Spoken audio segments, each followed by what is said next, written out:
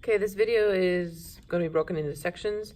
It's going to go over the questions for the benchmark that was provided fall semester 2018. If you're not in the fall semester 2018, these are really good practice questions regardless, because this is a release test. So you can go through this and look at a question, pause, we'll try and work it out, and then check to see if you've got the right answer. So this is helpful for anybody. So here we go.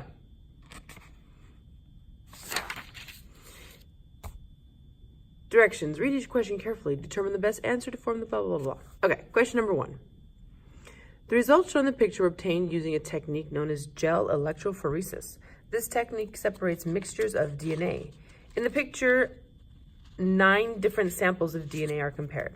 So we've got 1 sample right here in that column, 2 in that column, 3, 4, 5, 6, 7, 8, and 9 different samples. All right, so the gel electrophoresis. Gel electrophoresis can be used to do what? So, what do we use gel electrophoresis for?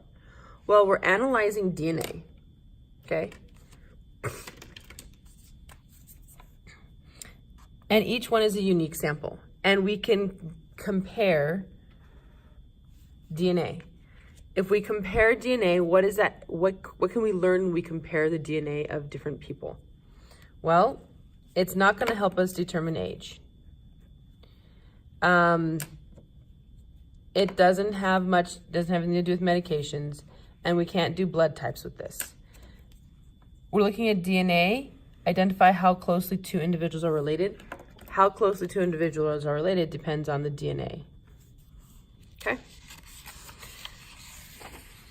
Question number 2. The diagram illustrates the activity of vesicles during a cellular process. So we see this Golgi apparatus, all right, vesicle activities in a cell. Golgi apparatus, and we see a little arrow of vesicle coming off, and then a vesicle coming off, and then that vesicle here, and then plasma membrane attaching to the plasma membrane. This process of what's going on here, okay? Which statement best explains the function of the vesicles?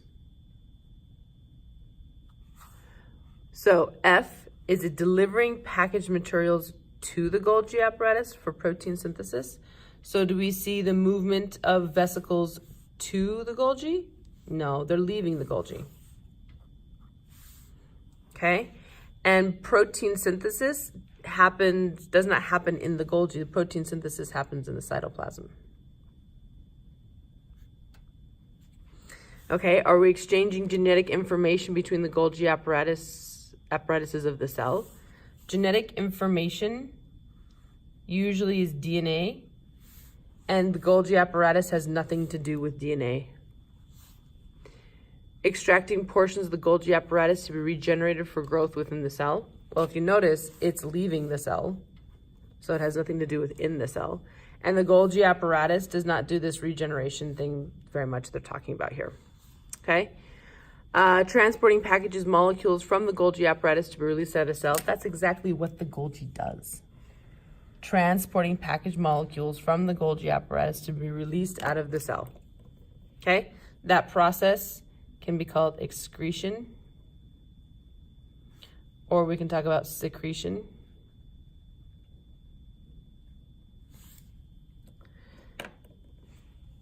The Golgi apparatus packages molecules, it transports them in vesicles to other places in the cell or outside of the cell. And that's what we're seeing right there. Question number 3. The graphs show the reaction rate for an enzyme across a range of temperatures and pH. Enzymes. So let's look at the enzyme reaction rates, the title first. Rate of reaction, temperatures, rate of reaction, pH. So we have 0, 10, 20, 30, 40, and we see this graph goes up, up, up, up, up, up, up, up, up. When it's here at the highest is when we have the greatest rate of reaction. Okay? And then you have to coordinate that with what number we're looking at below.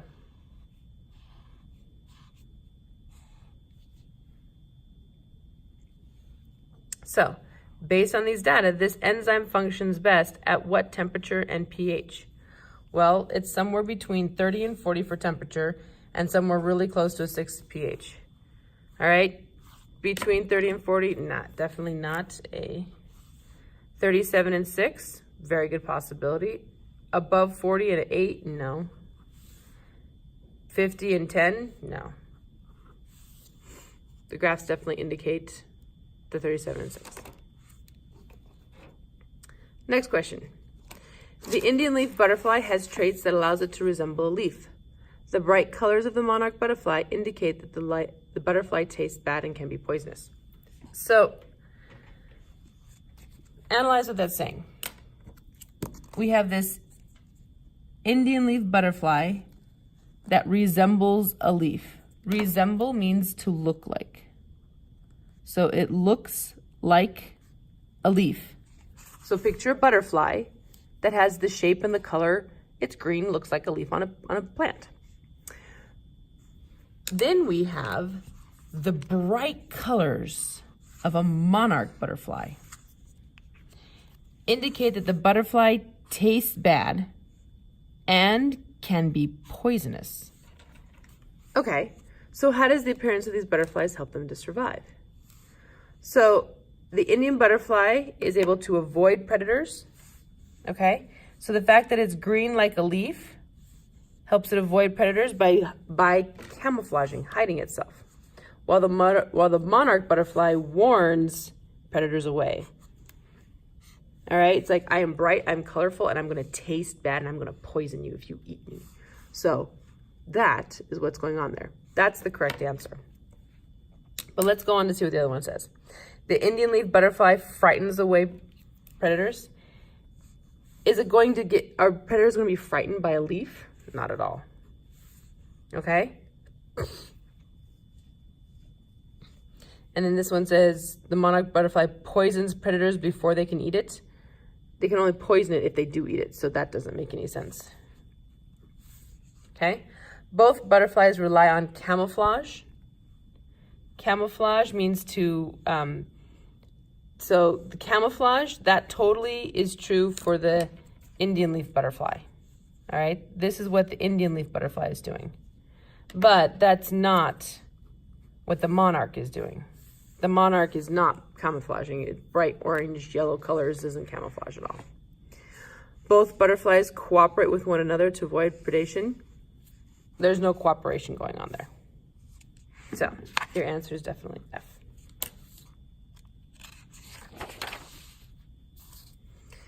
Number 5, the female reproductive and endocrine systems work interactively for which main purpose?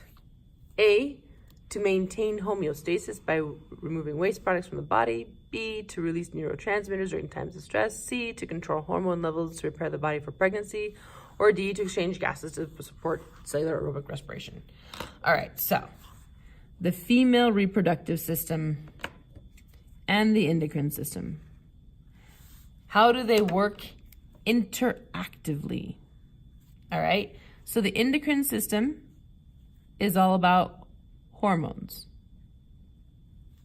Okay, female reproductive system is all about making babies. How do those two systems work together? Well, the body being used for pregnancy is the reproductive thing, and controlling hormone levels in preparation for that pregnancy is what the endocrine system would do. Okay? Maintaining homeostasis by removing waste products from the body.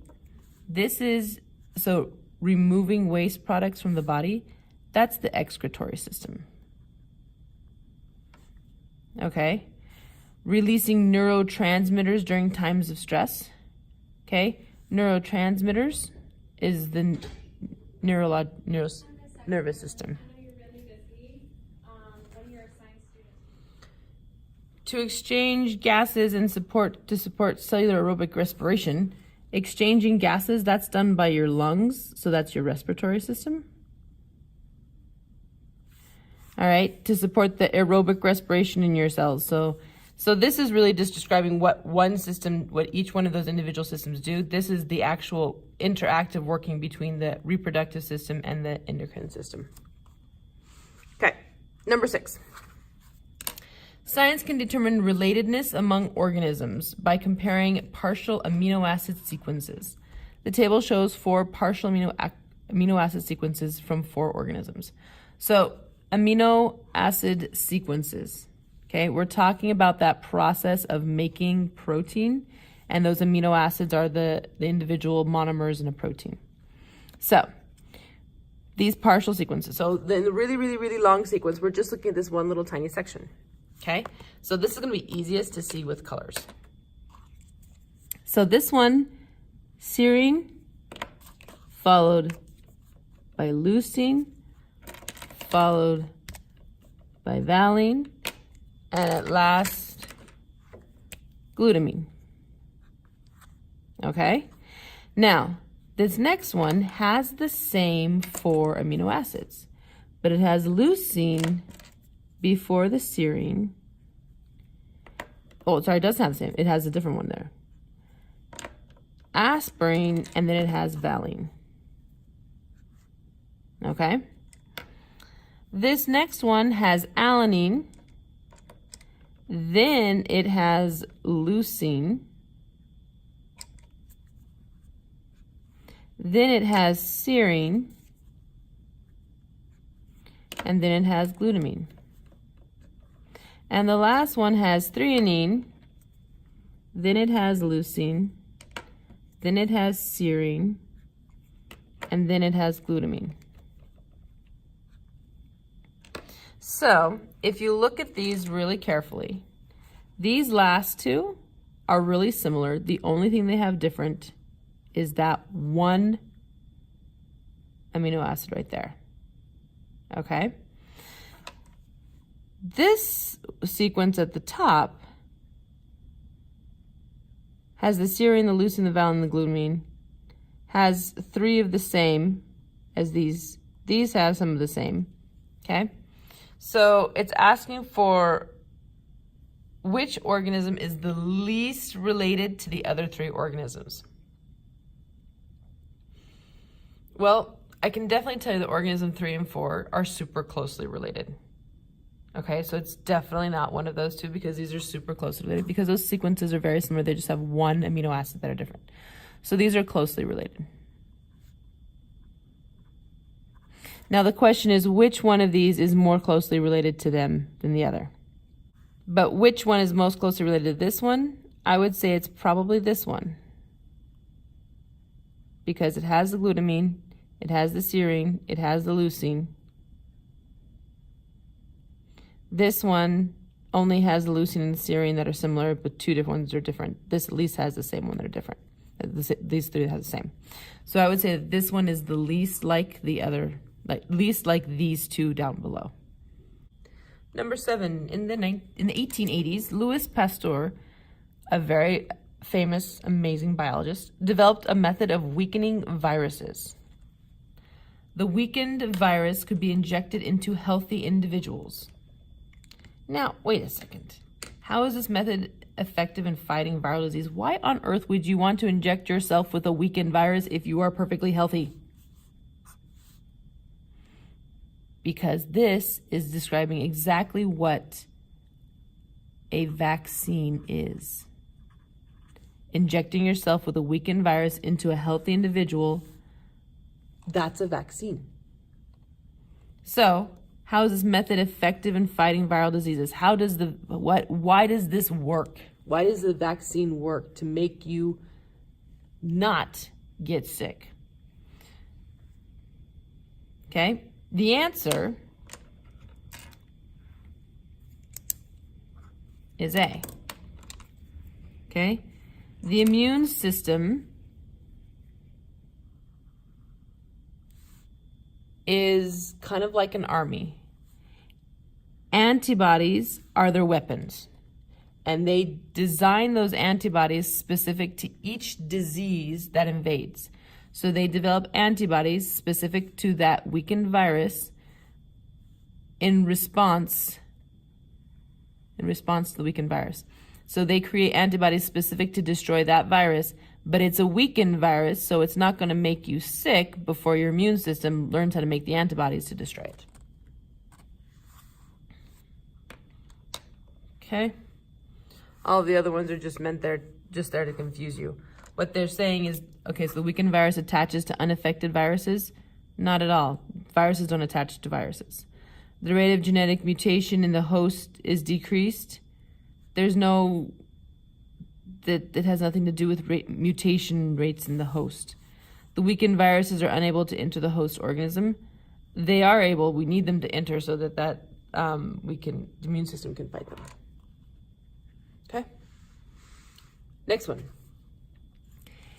In humans, blood type is determined by A, B, and O alleles. The A and B are co-dominant to each other and dominant over the O allele. An individual with an AO genotype and an individual with a BO genotype can produce offspring with which of the following phenotypes? So, this is a Punnett square question.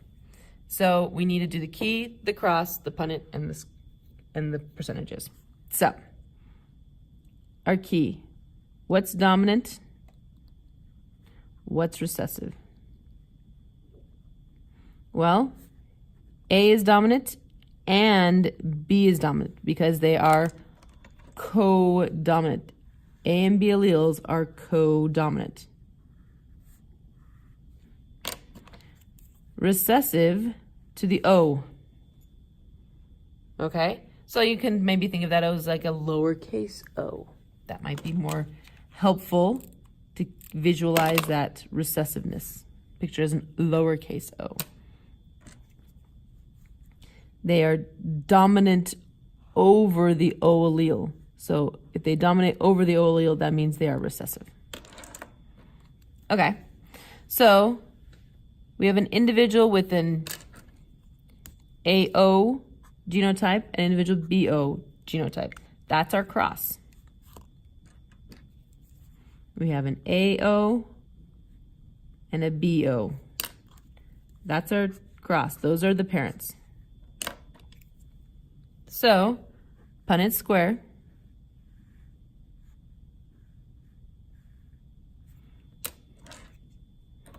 okay, so one of the parents